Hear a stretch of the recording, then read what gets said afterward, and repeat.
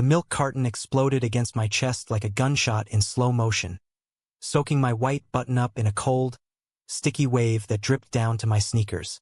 "Faggot!" Jake Harlan's voice boomed across the cafeteria, his quarterback shoulders shaking with laughter as the room erupted in a chorus of hyena howls and chair scrapes. I didn't cry. Not then. Not with 200 pairs of eyes pinning me like a butterfly to corkboard. But inside, something cracked, a fault line running straight through the boy I'd been pretending to be. That was sophomore year at Lincoln High in Omaha, Nebraska, the kind of flat, cornfield-ring suburb where everyone knew your business before you did. I was 16, awkward as a colt with limbs too long for my frame, and I just mustered the guts to tell my best friend, Mia, that I liked boys. Not in the abstract, joking way that got laughs in health class, but real, heart-pounding truth. She'd hugged me tight in the girls' bathroom stalls, whispering, "You're brave, Eli, braver than any of these idiots. But bravery doesn't armor you against a carton of 2% hurled from the jock table." Jake Harlan wasn't just any bully. He was the golden boy, captain of the football team, son of the local real estate king, with a jawline that could cut glass and eyes like storm clouds over the Platte River. We'd been in the same classes since kindergarten, back when he'd shared his crayons and called me buddy. But puberty hit him like a freight train, turning playground pals into prey. By high school, I was the prey, the quiet kid who sketched in notebooks instead of slamming lockers, who lingered too long in the art room staring at the curve of David's marble shoulder in that dog-eared anatomy book. Rumors had started swirling after Mia let slip a careless word to her crush, and Jake, ever the enforcer of small-town norms, decided to make an example. The laughter died down eventually, teachers shuffling in with their clipboards and sighs, but the stain lingered. I peeled off my shirt in the bathroom, staring at my reflection. Pale skin mottled red, ribs showing like piano keys under the fluorescent buzz. "You're okay?" I muttered to the mirror, but my voice cracked like thin ice. Mia found me there, thrusting a hoodie into my arms. Hers, oversized and smelling of vanilla body spray. "Screw them, Eli. You're going places. Jake's just scared of what he doesn't get." She was right about the scared part, though I didn't know it then. That night, I lay in my childhood bed, posters of indie bands peeling from the walls, and journaled until my hand cramped. Words spilled out. The ache in my chest, the way Jake's laugh twisted something in me. Not just hate, but a buried flicker of longing I'd never admit. He was everything I wasn't. Loud, untouchable, the sun around which the school orbited. But in the dark, fantasies crept in unbidden. His hand on my shoulder, not to shove, but to steady. I shoved them down, deep as the Missouri River mud. The next weeks blurred into a siege. Notes in my locker. "Go back to fairyland." Whispers in the halls. "Eli's got a boyfriend in art class." I skipped lunches, eating PB&J in the library, burying myself in books about far-off cities. New York, with its glittering spires and hidden alleys where boys like me could breathe. Mia became my shield, dragging me to her garage band practices, where the drummer, Theo, caught my eye. He was lanky, with tattooed forearms and a smile that crinkled his freckles, the kind of guy who quoted Allen Ginsberg between drum fills.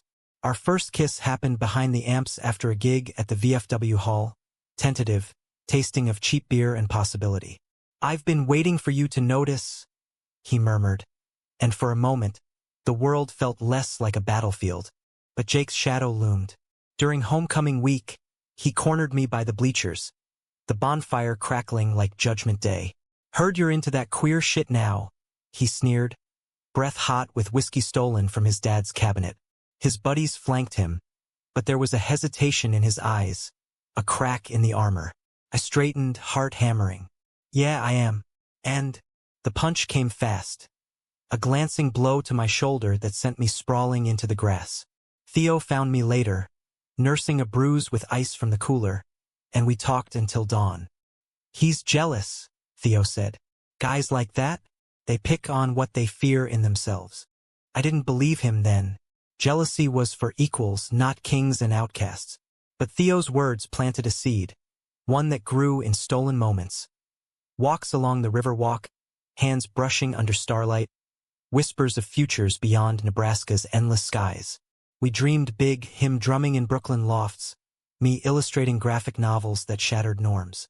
Love felt like rebellion, sweet and sharp. Winter hit hard that year, snow blanketing Omaha in hush. Christmas break brought a fragile peace. Jake's family jetted to Aspen. Mine hunkered down with Mom's gingerbread and Dad's football reruns. Dad, a mechanic with grease under his nails and a heart too big for his frame, had taken my coming out in stride. Son loves love. Just don't let it make you small. Mom cried, then baked pies until the kitchen overflowed. They were my anchors, simple folk who'd taught me kindness in a world that often spat it back. Theo and I exchanged gifts in his basement. A mixtape from him, scribbled with lyrics about city lights in your eyes. For me, a sketch of us as superheroes, capes billowing over skyscrapers. That night we made out on his futon, clothes on, hearts racing. A promise more than passion. We're getting out, he vowed. Together. Spring thaw brought cracks in our idyll. Jake's crew escalated. Slashed tires on my bike, graffiti on my locker. Eli plus Theo equals losers. The principal called meetings, but Jake's dad, Harlan Sr., greased the wheels with donations. Theo's parents, stricter than mine, started sniffing around. This phase better end. His mom warned over dinner one night, her voice slicing through the pot roast. Theo confessed it to me later, tears streaking his face. I can't lose them, Eli.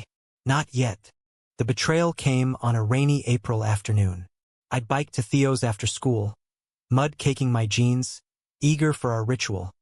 Coffee and comics in his room. But the door was ajar, voices leaking out like smoke. Peeking through, I saw him, Theo, kissing Jake. Not a forced thing, not a fight, but real. Hands in hair, bodies pressed against the wall. My stomach plummeted. I fled before they saw, rain mixing with tears as I pedaled home, the city blurring into gray. He texted apologies that night. It was nothing. He cornered me. Please. But the screenshot Mia forwarded later told another tale. A group chat where Jake bagged the fag's boyfriend. Easy. Theo had played along, emojis and all, to save face. Betrayal tasted like rust in my mouth. I blocked him, burned the sketch in our backyard fire pit, ashes scattering like broken dreams. Graduation loomed, a bitter milestone. Jake strutted across the stage, valedictorian nod from the crowd. I slunk through, diploma in hand, eyes on the horizon. That summer, I worked double shifts at the diner, saving every penny. Theo tried cornering me at the mall. Eli, it was a mistake. But I walked away, voice steady. Mistakes don't lie, Theo. You chose safe. By August, I was gone. A full ride to Pratt Institute in Brooklyn, courtesy of a scholarship for emerging voices in illustration. Mom hugged me at the Greyhound station, Dad pressing a thermos into my hands. Make us proud, kid. And remember, forgiveness ain't for them. It's for you. New York swallowed me whole. Its subways thrumming like veins, skyscrapers piercing clouds I'd only sketched. Pratt was a revelation. Queer kids with piercings and palettes, professors who saw my lines as stories, not sins. I roomed with Alex, a non-binary sculptor from Seattle, who became the sibling I never had. Nights blurred into figure drawing sessions, coffee-fueled rants about identity, first dates that fizzled into friendships. Love crept back slow, tentative, a barista named Luca with a dimpled grin, but it ended amicably when he moved to LA. I threw myself into art, channeling the ache into panels of graphic memoirs. Boys in cafeterias, bullies with hidden fractures, redemption sketched in charcoal smudges. My first zine sold out at a Bushwick fair. Agents started calling. By 22, I had a debut book deal, Fractured Frames, a semi-autobiographical tale of a gay teen's exodus from the heartland. Reviews called it raw, resonant, a Midwest elegy with East Coast fire. It hit bestseller lists, panels at Comic-Con, my face on podcasts. Success felt like vindication, but hollow without someone to share it. Omaha called me back 5 years later, for Mom's 60th. The Harlan name had tarnished. Jake's dad bankrupted in a scandal. Jake himself a washed-up salesman in Lincoln. 2 divorces under his belt. Whispers said he drank too much, chased ghosts. I didn't seek him out, The past was a closed book. But fate, that cruel curator, had other plans. At the airport diner, nursing jet lag over eggs, a kid slid into the booth opposite me. 17, maybe, with Jake's stormy eyes but softer edges, hair tousled like he'd run from something. "You're Eli Voss, right? The artist."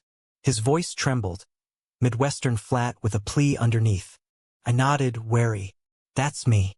And you?" "Sam Harlan." The name landed like a stone in still water. "Jake's my little brother." "Dad's.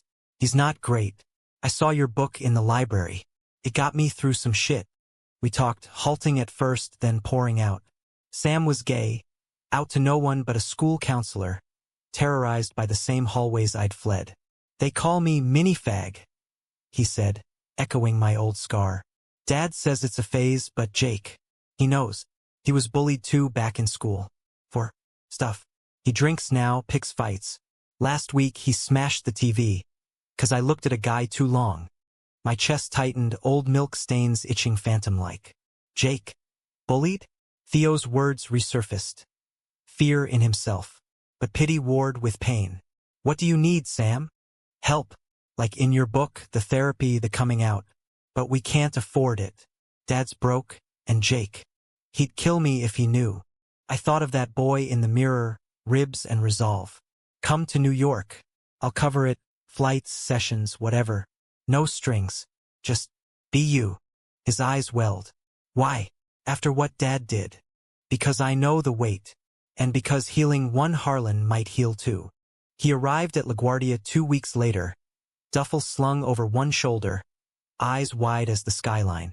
I met him curbside, the summer humidity wrapping us like a blanket, honking taxis a symphony of second chances. "Welcome to the chaos," I said, clapping his back. He smelled like Irish spring and nerves, a ghost of Jake at that age, 17 and searching. We cabbed to my Brooklyn walk-up, a third-floor brownstone crammed with canvases and takeout menus. Alex was out at a gallery opening, so it was just us. Pizza boxes on the coffee table, my latest sketches scattered like confetti. Sam devoured a slice, talking non-stop, Omaha gossip, his crush on the debate team captain. The way Jake's rages left bruises that faded but echoed. "He's not all bad," Sam insisted, voice small. "Mom left when I was 5. Said he was too much like his father. But sometimes, late nights, he talks about you. Eli was different, he says. Made me think." I poured us sodas, the fizz mirroring my unease. Different. The word stung, sweet and sour. "He made me different too," I admitted, perching on the arm of the couch. "Taught me to armor up. But armors get heavy." That first night, we walked the promenade. Brooklyn Bridge lights twinkling like fireflies on steroids.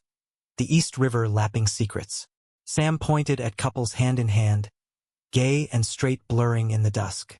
"This is real? No hiding." I nodded, slipping my hand into his. Not romantic, but brotherly. A bridge across chasms. He squeezed back, a dam breaking. Therapy started Monday. My contact at the Center for LGBTQ Youth hooking him up with Dr. Rivera, a no-nonsense Latina with a laugh like church bells. I footed the bill anonymously, telling Sam it was artist perks. Sessions were his sanctuary. Evenings ours. Cooking disasters, burnt stir-fry, movie marathons. Brokeback Mountain had him sobbing into my shoulder. Sketches where I captured his tentative smiles. He bloomed, tentative petals unfurling. Dyeing his hair electric blue, joining a queer youth art collective, flirting shyly with a barista named Kai. But cracks spiderwebbed. Jake called weakly, voice slurred through the line on speaker. "Where the hell are you, Sammy? Dad's on my ass about rent." Sam's face would crumple, excuses tumbling out.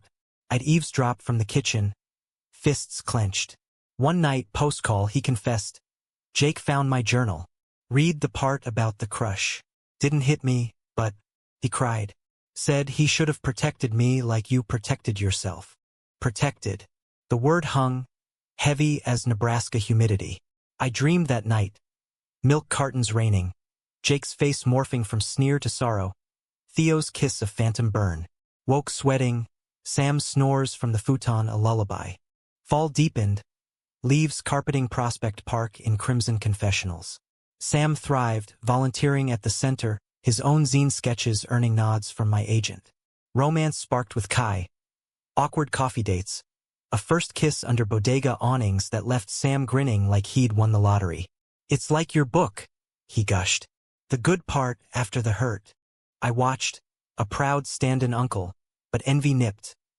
My own heart a quiet ache, dates fizzling into let's be friends. At a launch party for my second book, Echoes Unsketched, I met Ronan, a Irish import with poet's curls and a camera slung like a talisman. He cornered me by the charcuterie, accent lilting.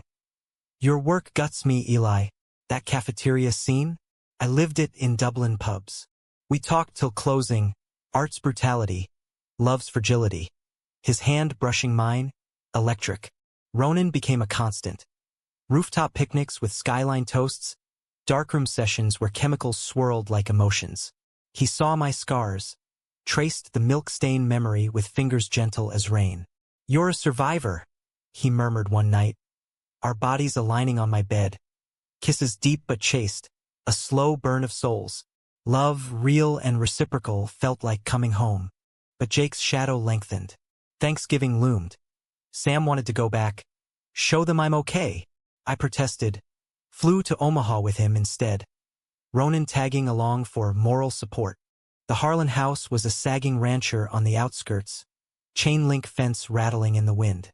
Jake answered the door, unshaven, eyes bloodshot but sharpening on me. "Eli fucking Voss. Come to gloat." Sam tensed beside me. "Jake, he's helping. Be cool." We ate turkey in silence, Ronan's jokes falling flat. Harlan Sr. was absent, jail for fraud. Rumor had it. After pie, Jake pulled me onto the porch, cigarettes glowing like accusations. "Heard about your fancy life. Books, boyfriends. Good for you." His voice cracked, smoke curling bitter. "I was shit to you. That day in the CAF. I was pissed. At myself. Knew I liked you, more than buddies. Scared the hell out of me."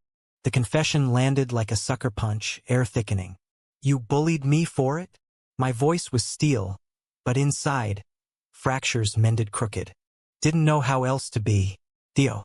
That was revenge after you shut me out. Stupid kid shit." He stubbed the butt, eyes pleading. "Sam's lucky. Fix what I broke." I wanted to rage, to hurl cartons back. But Ronan's hand found mine through the screen door, steadying.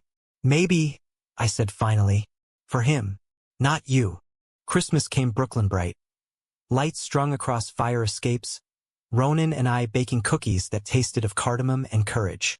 Sam flew home empowered, Jake's calls less venom, more vulnerable. "He's trying therapy," Sam reported.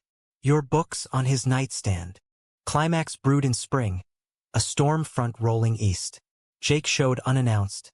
Banged on my door at 2 a.m., reeking of bourbon, Sam trailing apologetic. He drove all night, freaking out, lost his job, girlfriend dumped him. Blames. Everything. Ronan and I exchanged glances. Alex brewed coffee strong as resolve. Jake collapsed on the couch, rambling. The bullying he'd endured from his own father, the closet that choked him, that cafeteria carton a desperate deflection. "I loved you, Eli. In that dumb way. Ruined it." Tears came, raw and unfiltered, his mind the room a confessional. Betrayal's ghost hovered, but forgiveness whispered louder. "You don't get absolution free," I said, voice steady. "Earn it. For Sam. For you." He nodded, crashed on the futon. Morning brought clarity. Rehab referral, a job lead from my network. Sam hugged me fierce. "You're the hero, Eli." "No," I said, pulling Ronan close. "Just human." Summer simmered. New York's heat a forge for new beginnings. Jake stayed a month. Awkward roommate, crashing on air mattresses. His presence a tightrope walk between resentment and redemption. Ronan and I navigated it with late-night whispers on the fire escape. His head on my shoulder, city hum our soundtrack. "You're kinder than I could be," he said once, fingers tracing my jaw. "That's why I love you." Love. The words settled like sunlight, warm and unforced. We'd taken it slow, Picnics in Central Park, gallery hops where he'd photograph my reactions, our bodies learning each other in patient rhythms. No rush, just the quiet thrill of shared silences, his laugh echoing my sketches. Jake, meanwhile, unraveled and rewove. Sober mornings at AA meetings in church basements, afternoons job hunting with my resume tweaks. He'd watch Sam and Kai double date with us, envy flickering before he masked it with jokes. One evening, post-dinner cleanup, he cornered me in the kitchen. That day, the carton. I aimed for your heart. Missed, thank God. His voice was gravel, eyes clear for once. You helping Sam? It's more than I deserve. But it's changing me. I leaned against the sink, suds dripping. It's not about you, Jake.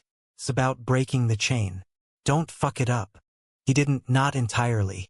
By August, he landed a sales gig in Queens, subletting a studio with peeling wallpaper but promise.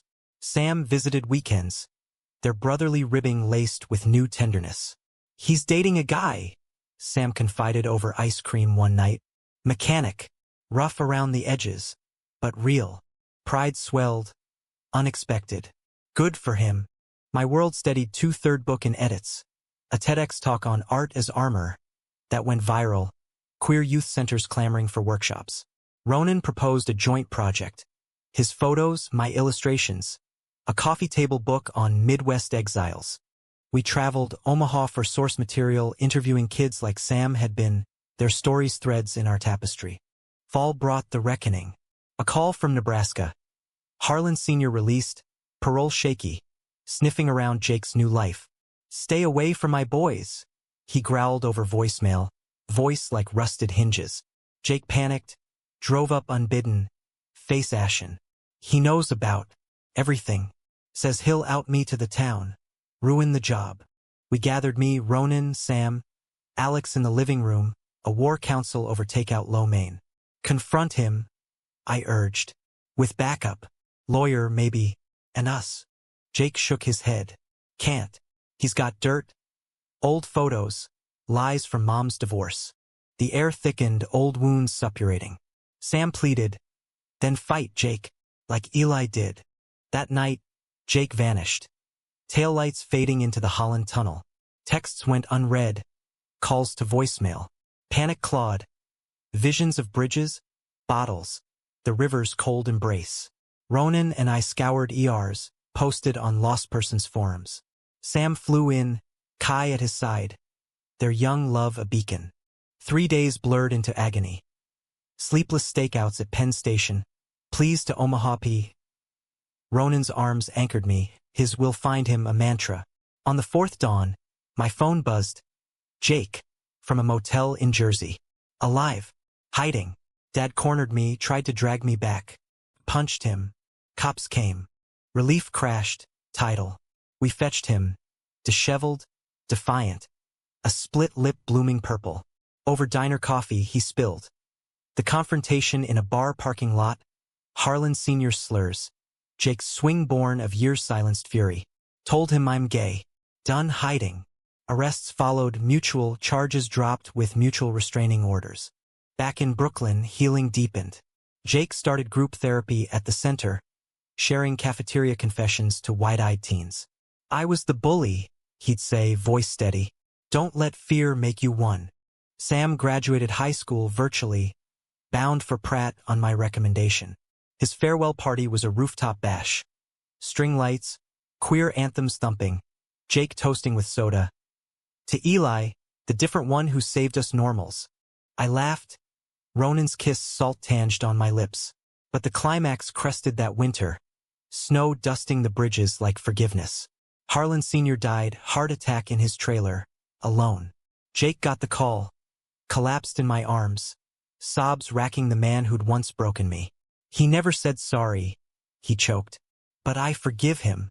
For me. We buried the old man quietly, Jake and Sam the only kin. Standing graveside, wind whipping the Platte, I felt the circle close. Not neat, but whole. Betrayal's echo faded, replaced by something human. Grace, unearned and profound. Back in New York, life layered on. Ronan and I adopted a rescue mutt named Sketch. our brownstone echoing with barks and laughter. Jake moved closer, a steady presence at holidays, his boyfriend Declan joining the fold with shy grins. Sam's zine launched, illustrations fierce as his spirit. One spring evening, Ronan and I strolled the promenade, his camera clicking memories. "You built this," he said, gesturing to the glittering sprawl. "From milk and pain." I shook my head, hand in his. "We all did, one free help at a time." And in that moment, under stars sharp as hope, I knew the story's end. Not tragic, but tenderly triumphant. A testament that different doesn't mean doomed.